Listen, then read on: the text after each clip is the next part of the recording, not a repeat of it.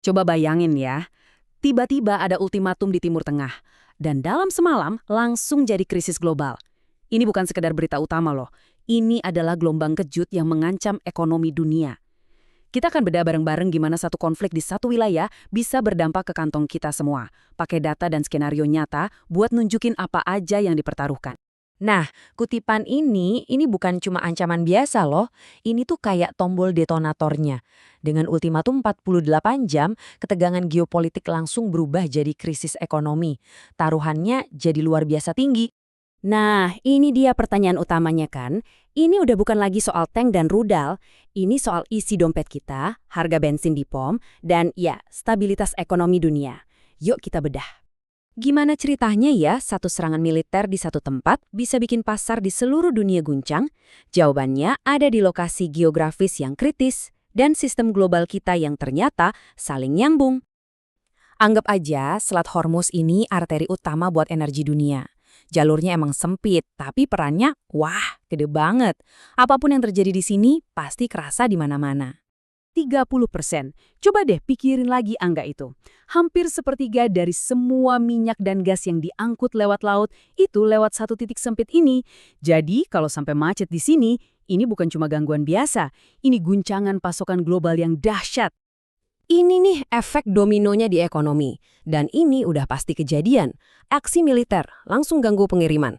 Pasokan berkurang, artinya harga energi naik. Nah, harga energi yang naik ini yang bikin inflasi buat kita semua, dimanapun kita berada. Rantai reaksinya jelas dan cepat banget. Jadi intinya apa?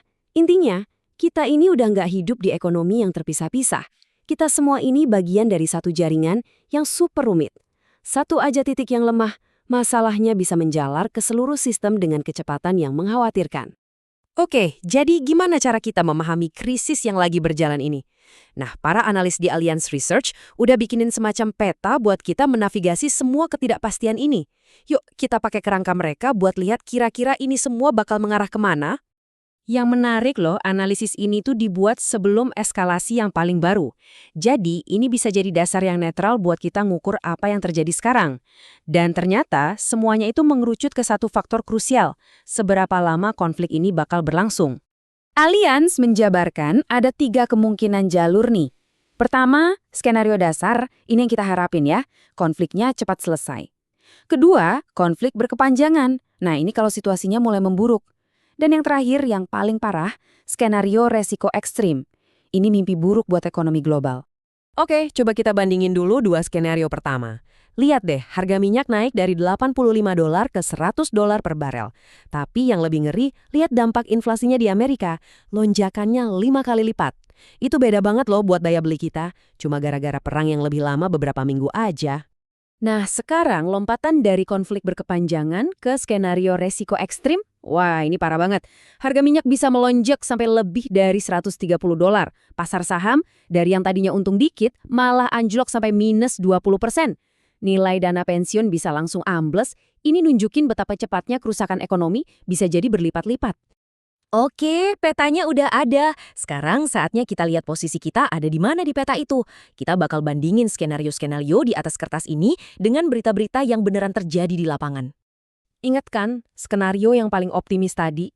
Skenario dasar itu kuncinya cuma satu. Asumsi kalau konflik ini bakal selesai dengan cepat. Nah, ini dia kenyataannya. Laporan berita ini yang keluar setelah analisis tadi dibuat, udah mendorong kita ngelewatin batas waktu skenario dasar. Jadi harapan buat resolusi cepat kayaknya mulai menipis nih. Ada lagi asumsi penting lainnya buat skenario terbaik ini, yaitu jalur energi utama dunia, Selat Hormuz, harus dibuka lagi dengan cepat. Kurang dari 2 minggu. Tapi bukannya mereda, retorikanya malah makin panas. Dengan ancaman dan saling balas ancam yang targetnya infrastruktur energi, kita bukan cuma melanggar asumsi skenario terbaik, kita malah lari ke arah yang berlawanan. Dan ini bukan cuma omongan loh. Ada serangan balasan, ada penjualan senjata darurat. Semua data ini nunjukin kalau kita makin menjauh dari skenario dasar dan makin masuk ke wilayah konflik berkepanjangan yang jauh lebih bahaya. Oke, jadi setelah kita bandingin prediksi sama kenyataan, apa nih pelajaran yang bisa kita ambil? Yuk kita rangkum dampak besarnya. Intinya begini, Geopolitik sama ekonomi itu nggak bisa dipisahin. Terus, durasi konflik itu jadi faktor penentu segalanya. Dan yang terakhir, sistem global kita ini ternyata lebih rapuh dari yang kita bayangin. Memahami semua ini lewat sebuah kerangka analisis jadi satu-satunya cara kita buat menghadapi ketidakpastian. Pada akhirnya, ini yang paling kerasa buat orang biasa. Guncangan inflasi itu istilah kerennya. Tapi artinya simple, tiba-tiba uang kita nggak cukup buat beli barang sebanyak biasanya. Dan seperti yang udah kita lihat, guncangan kayak gini bisa dipicu sama konflik yang jaraknya ribuan kilometer dari kita.